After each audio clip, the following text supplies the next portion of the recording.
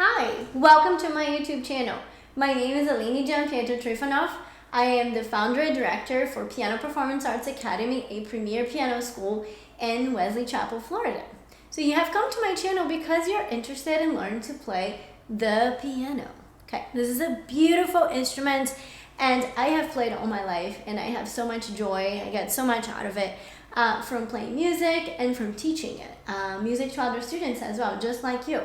So you have come to this channel because you're wanting to play the piano.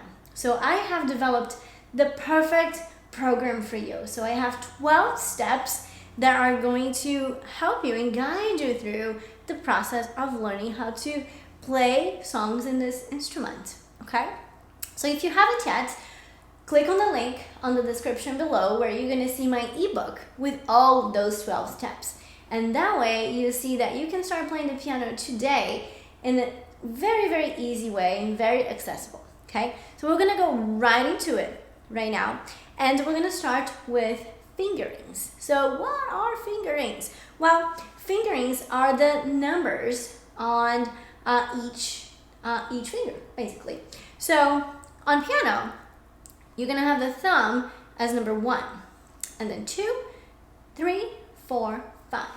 And then maybe you think, perhaps, why do I need to know fingerings on piano? Well, the fingerings will never change. You're always gonna have 1, 2, 3, 4, 5, okay? So that's set.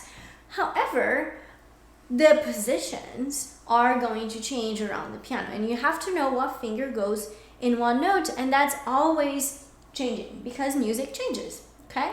So I have students that have come to me before and they think perhaps that the thumb is always on C because that's how they learned from a previous teacher or from a previous book. However, that's actually not always true. We can, yes, have the thumb on C, and that's an easy way to get started. However, I can have finger number 3. I can have finger number 2.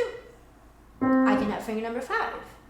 It doesn't really matter, honestly, as long as it's what it says in the music. So it's not going to be a set position, okay? You have to learn how to read the music and know what fingers go in what note, okay? So it's the same as for the left hand. So I don't always have to have my pinky on C. I can have finger number 3. I can have finger number 1.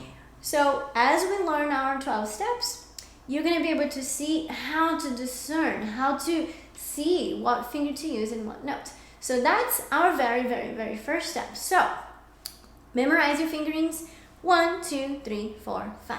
All right, so come on with me on our second lesson.